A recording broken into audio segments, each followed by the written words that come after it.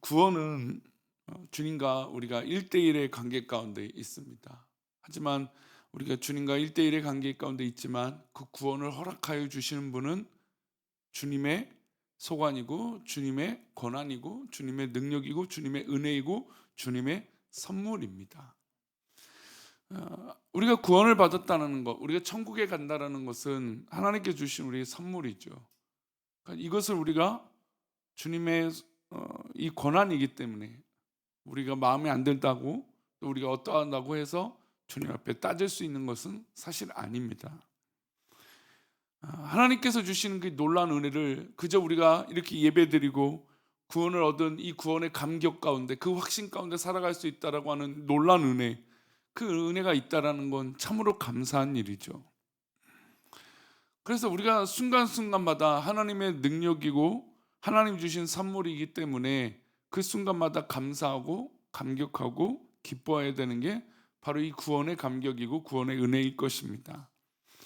그런데 우리가 이 구원의 은혜를 받았음에도 불구하고 사실 우리가 살다 보면 이 구원의 은혜를 잃어버린 채 자신의 어떤 판단과 자신의 생각과 또 자기가 옳으면 어, 구원의 은혜는 언제 그렇게 사라져버린 채 자기의 원하는 대로 자기가 바라는 대로 자기가 옳다라고 생각하는 그것대로 판단할 때가 너무나 많다라는 것이죠. 세상의 문화가 또 세상의 환경이 아무리 뭐 어떠할지라도 하나님께서 하시면 그것은 우리는 그저 기뻐하고 감사할 뿐입니다. 그런데 오늘 본문에 보면 주님께서 한 영혼을 구원하시는데도 불구하고 그 구원을 주변에서 조롱하거나 그 구원의 문제를 다르게 해석하는 사람들이 있었다라는 것이죠. 바로 이 삭개오의 이야기입니다. 예루살렘, 이제 예수님께서 이제 마지막 예루살렘, 어떻게 보면 유월절을 보내시고 이제 유월절의 어린 양으로서 십자가에 달려 돌아가시기 위하여 이제 예루살렘에 올라가시려고 그 길을 걸어가고 계셨습니다. 근데 예루살렘에 올라가려면 이 요단강을 건넜을 때 어디를 맨 처음에 들러가게 되냐면 바로 여리고를 들러서 가야 됩니다. 예수님께서 언제나 이 예루살렘에 들어가시기 전에 이 여리고에 들어가시는데 그 여리고에 오늘 한 사람을 만나시게 됩니다. 우리 1절은 그 이야기를 시작하죠. 함께 읽겠습니다. 예수께서 여리고로 들어가 지나가시더라. 여리고로 들어가 지나가시려고 이 계획을 가지셨습니다. 지나가셨다는 건 결국 어디로 향하여 가시냐면 예루살렘에 가시려고 계획하신 것이죠. 예루살렘에 들어가시기 위하여 여리고로 들어가 지나가셨습니다. 그런데 이 여리고에 사모하는 한 영혼이 있었죠. 바로 세리 삭개오였습니다. 근데 삭개오를 판단할 때 그가 정말 모든 것을 누리고 가지고 있었던 부와 어떤 이 로마로부터 어떤 이 권한도 가지고 있었지만 자신들이 어찌할 수 없는 것은 바로 주변의 시선이었어요. 주변의 시선은 또 이 유대인들은 이 삭개오, 특별히 이 세리라고 하는 직업을 갖고 있는 이 사람을 좋게 보지 않았습니다. 그리고 그에게 아무리 돈이 많아도 해결이 안 되는 것이 있죠. 바로 주님을 만나는 것과 주님 앞에 그 은혜를 경험하는 것이었습니다. 아무리 평소에 사모하고 아무리 자기가 할 수 있는 권한이 있고 이 돈이 있어도 예수님 만나기는 쉽지 않았다라는 겁니다. 게다가 주변의 사람들의 시선은 그를 더 작게 만들었던 것이죠. 3절과 4절을 한번 읽어보겠습니다. 그가 예수께서 어떠한 사람인가 하여 보고자 하되 키가 작고 사람이 많아 할 수 없어 앞으로 달려가서 보기 위하여 돌 무화과 나무에 올라가니 이는 예수께서 그리로 지나가시게 되미르라. 예수께서 어떤 사람인가 보고 싶었습니다. 하지만 자기가 핸디캡이 있었죠. 그는 키가 작았습니다. 그리고 키가 작았고 사람들이 많아서 예수님 앞에 직접 다가갈 수 없었습니다. 앞으로 달려갔지만 그 방법이 없어서 돌 무화과 나무에 올라가서 예수님을 보기로 결심했습니다. 애초에 보기로만 한 것으로 각오한 것을 느낄 수 있죠. 예수님한테 어떻게 달려가서 어떻게든 예수님의 손이라도 만지고 옷이라도 만지고 만나겠고 대화라도 한번 하고 예수님 내가 여기 있습니다라고 소리치고 하는 그런 마음은 애초에 갖지 않았던 것이죠. 그저 예수님이 지나가시는 그 길목에 올라가서 예수님이 어떤 분인가 그런 분으로 한번 보고 싶었던 마음이 컸던 것입니다. 그래서 돌 무화과 나무에 올라간 것이죠. 근데 중요한 것은 삭개오의 이런 마음을 누가 알고 계셨습니까? 예수님이 여리고를 들어가 지나가시다가 이 삭개오의 마음과 상황들을 알고 계셨던 것이죠. 예수님과 일행이 삭개오가 올라가 있는 돌 무화과 나무 아래를 지나가시는데 그때 주님의 눈과 삭개오가 딱 눈이 마주치게 됩니다. 5절과 6절인데요. 함께 읽겠습니다. 예수께서 그곳에 이르사 쳐다보시고 이르시되 삭개오야 속히 내려오라 내가 오늘 내 집에 유하겠다 하겠다 하시니 급히 내려와 즐거워하며 영접하거늘. 예수께서 이르세 그곳에 도착하자마자 눈을 쳐다보셨다는 건 그곳에 삭개오가 있다는 거 아셨고 그 삭개오를 예수님이 만나시기 원하셨고 그 삭개오를 변화시키고 삭개오와 함께 하시길 원하셨다는 겁니다. 그래서 예수님은 삭개오에게 야 속히 내려와라 라고 말씀하십니다. 그리고 주변 사람들이 깜짝 놀랄 만한 이야기를 하시죠. 내가 오늘 내 집에 유하여겠다 하겠다 하시니라. 다른 사람도 아닌 열심히 있는 사람도 아닌 유대인 중에 유명한 사람도 아닌 그리고 모든 사람들이 인정할 만한 사람이 아닌 저 세리인 삭개오 그리고 주변 사람들 그 당시 사람들이 조금도 그를 기뻐하지 않았던 그 삭개오 심지어 사람들은 죄인이라고 여겼던 그 세리 그 집에 예수님이 유하겠다 하셨다는 거죠. 우리가 이제 3월에 보통 신방 기간을 잡고 대신방을 합니다. 가정에서 아니면 교회에서 어디든 신방을 받죠. 근데 그곳에 우리가 신방을 하는 이유가 있어요. 굳이 우리가 예배를 드리고 이렇게 모여서 함께 예배하는데 집에 아니면 이렇게 따로 예배 드릴 굳이 그럴 이유가 있을까요? 그 이유는 분명하죠. 주님께서 그곳에 계시기 원하신다는 겁니다. 이 성전에도 주님이 계시지만 우리 성도들의 가정과 성도들이 예배하고자 하는 그곳에 우리 주님이 유하시겠다라고 원하신다는 것이죠. 그러면 그곳에서 목사를 만나는 것, 그 이상의 주님의 임재하심을 경험하기 위하여 우리가 신방을 받는 것입니다. 마치 그런 것처럼 예수님께서 삭개오 너희 집에 내가 유하겠다 이 말을 들으니 삭개오가 너무너무 신났던 것이죠. 그래서 속히 내려와서 예수님을 영접하게 됩니다. 삭개오는 너무 기쁜 나머지 속히 내려와서 주님을 영접합니다. 그런데 문제는 서론에 말씀드린 대로 이 상황을 납득하지 못하는 사람들이 있었어요.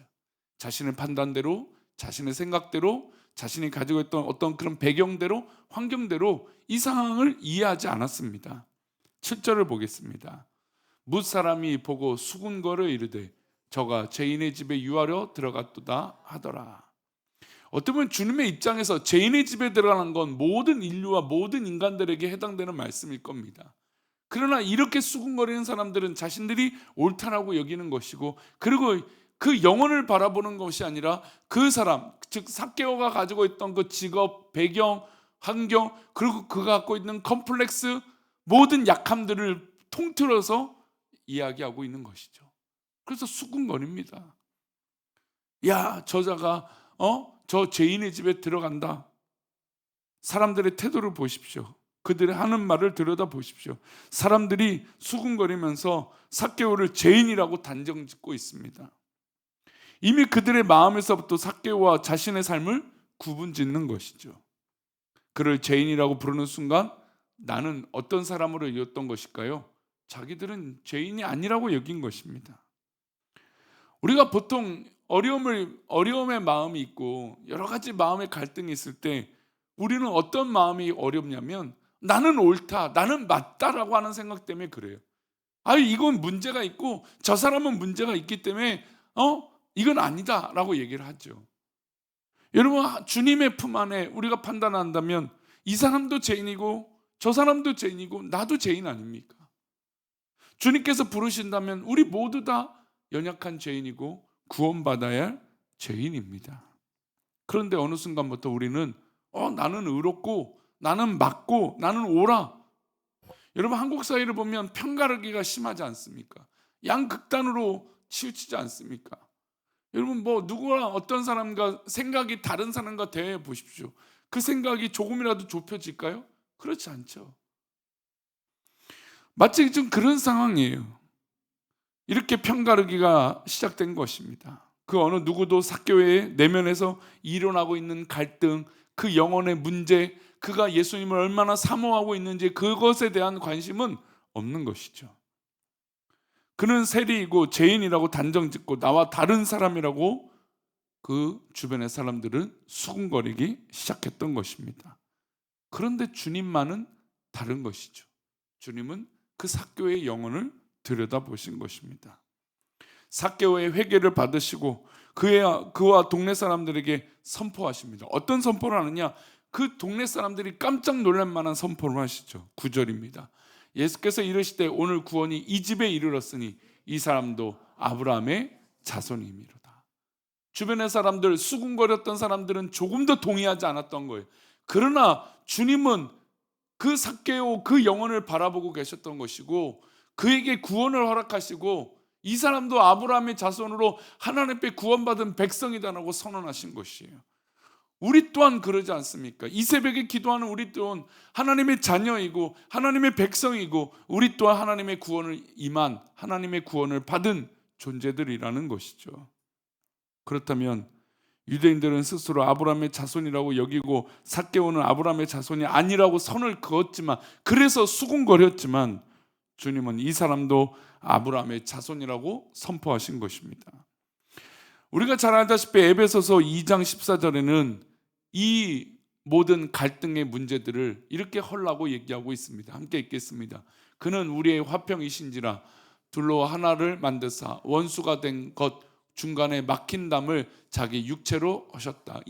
예수님이 이 땅에 오시고 이 삭개오 모든 사람들이 죄인이라고 여겼던 그 삭개오를 구원하신 그 이유는 바로 막힌 담을 허시기 위함이신 것이고 그 역할을 우리 주님이 하신다라는 겁니다.